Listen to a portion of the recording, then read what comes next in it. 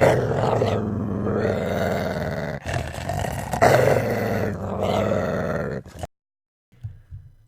is going on, everybody? It is your boy Baddog back with another New York Giants video. Of course, tonight, don't forget 10:15 Eastern Standard Time, my channel, Talking Giants with myself and the Entertainah, talking sports. We'll go over, we may review the Tampa game a little bit, but we'll definitely be looking forward to Washington, hoping we can get to 2-2 and talking about how we're going to get there and, of course, taking your questions. So I hope you guys will all tune in for that. It's always a good time, man. I really appreciate your support on that show. We love doing it, and we hope to see you all there.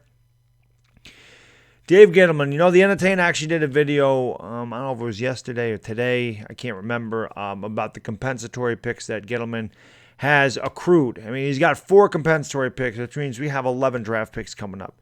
Dave Gettleman is an evil genius, man. Dave Gettleman does a lot of things that have their, team scratch their head, especially with the Giants. He's done a lot of things that have made a lot of Giants fans scratch their heads, without a doubt. The first thing we did was get rid of Jason Pierre-Paul, which I loved. Wanted them to do that. We turned that into B.J. Hill. We got rid of a massive contract, and we got B.J. Hill. What Dave Gettleman has had to do is take over for a guy that had 7 really, really bad years of piss-poor drafting and really bad contracts. So Dave Gettleman got stuck in a hole. There wasn't much he could do about it. You can't just dump everybody and sign everybody. That's not how it works in the NFL. You build through the draft, and when you're strapped for cap space, you can't just go out and sign every good free agent, and that's not how you build a team anyway. So Gettleman has had one hell of a job to have to try to do here. People expect him to have results like almost immediately because we're impatient and we've lost a long time, and I understand that. But you look at the things Gettleman has done. It started with that Jason Pierre-Paul move. And a lot of people didn't like that, but it was the right thing to do. You look at the draft last year, he ended up with Saquon Barkley, probably the best player in the draft. It's unfortunate that he got hurt against Tampa, and he's out for the next 6 weeks, but the kid's a superstar. You can see that. Will Hernandez improved a really bad offensive line. Lorenzo Carter and B.J. Hill have certainly made an impact. And we still haven't seen R.J. McIntosh. Kyler Lauletta was not a good draft pick, obviously, where he's not with the team anymore. But you can see the picks that Dave Gettleman makes. He's done a lot of good with it because we didn't have a lot of picks in 2018, his first year. We didn't have a 6th or a 7th round pick. So most of the guys that he drafted have already had an impact. You look at this year, he traded Odell Beckham. That pissed a lot of people off, made a lot of people mad. Still some people mad about that. We ended up with Jabril Peppers. We ended up with Dexter Lawrence. We ended up with those Shane Zeminis. We ended up with those 3 guys for Odell Beckham. But one thing that has not shown up yet, because we took the cap hit for him this year, is all the money we'll save next year. The Giants have one of the youngest teams in the league going into next year and some of the most cap space because we got rid of that albatross of a contract. And as good as Odell Beckham is, you go over there and look at them in Cleveland. They got the same record we do, man. They're 1-2. So, you look at how bad our defense is right now because it's young. Odell Beckham may not have made that big of an impact as far as winning games go. It would have helped the offense out a lot, but, offense looked okay last week without him. So a lot of people scratch their head about that. Olivier Vernon, of course, people were like, how do you get rid of your best pass rusher? We end up Kevin Zeitler, one of the best right guards in the league. And again, it helps our offensive line. Without a doubt, that certainly helped us out. We were able to run the ball the first 2 games this year. Obviously, last week, the Tampa Bay did a really good job of not doing it, or stopping our run, obviously, as they were geared towards that. But they allowed Daniel Jones to destroy them. And that's what I was going to get into, of course, now. He gets rid of Landon Collins. It's another thing that ticked a lot of people off. You didn't get anything for Landon Collins. How can you let Landon Collins go, man? Landon Collins, what are you talking about? He's the best player on the team. He's all that. He stinks.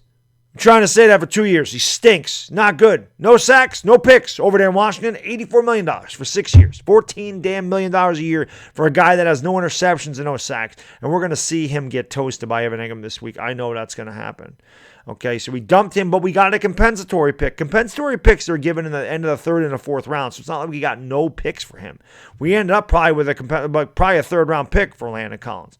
So we did end up with something for him, and we don't have to pay him that massive contract for a guy that is so overrated. People talk about the Pro Bowls. That guy didn't have a sack or an interception last year. How does a safety without a sack or an interception make the Pro Bowl?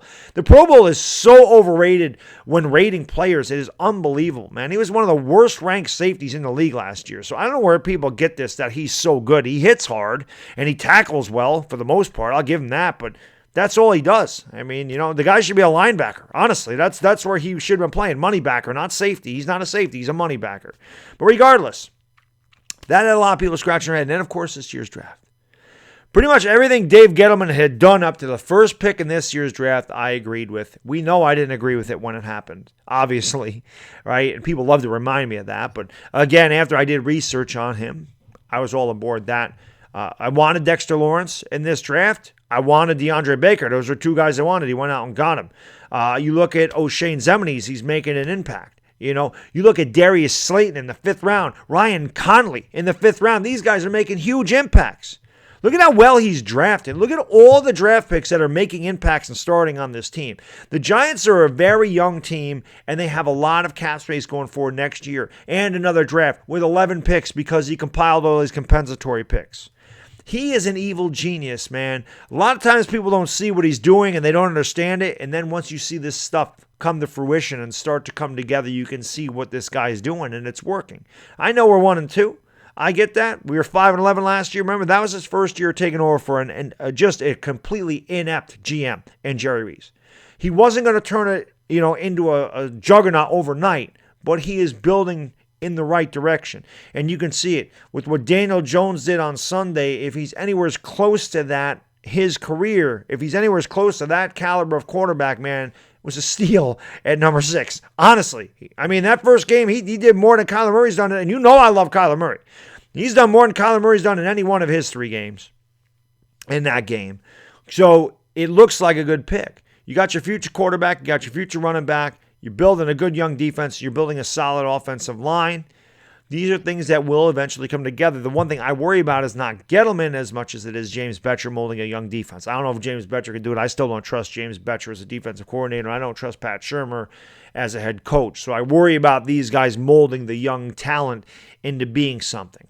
But you can see it's a step in the right direction. And again, this defense has to get better without a doubt, but it's very young. And, like I said, we'll be one of the youngest teams in the league next year. We have 11 picks. And we have a ton of cap space. Next year is really the telltale year of what we're going to do. We haven't seen everything that's going to come out of that Odell Beckham trade because we have all that money to spend next year, so we have to see what we get in free agency with the money we were going to give Odell Beckham, with the money we were going to give Landon Collins, with the money they were paying Olivier Vernon. You have to take a look at that, man. He's probably going to cut Janoris Jenkins. He's probably going to cut Kareem Martin. He's probably going to cut Red Ellison. He's probably going to cut Alec Ogletree. It's another $28 million he's saving. So he does some things where people are scratching their head and go, why do you do that? How do you get rid of this player? How do you get rid of your best players? Why is he getting rid of his best players? He gets questioned a lot. But at the end of the day, I think we're going to start seeing some results here very soon, hopefully. But I think Dave Gettleman's an evil genius. And like I said, the only thing that I did not agree with that he did was draft Daniel Jones first overall the night it happened. But ever since that point, man, I've loved that pick. So I still would have loved Josh Allen. Don't get me wrong. I always wanted Josh Allen. So I'm not going to I wanted them to get Josh Allen. But, it came out after the fact that they took Daniel Jones and they went after Josh Allen. They tried to trade back up to get him. And they did. Jacksonville wasn't going to do it, but that's fine. But the New York Giants, man, nobody wanted to trade with him. And I'm telling you, Denver was taking Daniel Jones number 10. I don't care what they say. Denver traded back to 20. The Giants could have jumped up and traded back up to 10 to get Daniel Jones because nobody was taking him 6 or 7, 8, and 9. So why wouldn't Denver trade with us at 17 if they traded with Pittsburgh at 20? I think it was Pittsburgh. Whoever they traded with at 20. Why would they do that? They were taking Daniel Jones. That's why. So while Dave Gettleman makes a lot of questionable decisions and a lot of people question him and saying, how are you doing this? How are you doing that? Panthers fans say he ruined the team. And then when he came out with the draft of Daniel Jones, people saying he lost his mind, me included, saying he lost his mind. The guy's an evil genius, man. He knows what the hell he's doing. I trust in this guy. I want to see what this ends up being. I feel like the Giants are going to be good coming, in the future. So I think Gettleman's an evil genius. I want to thank the Entertainah Talking Sports for giving me the inspiration to do the video on this. I say it all the time, man. That guy is works his ass off on here. I freaking love that guy. He's the man.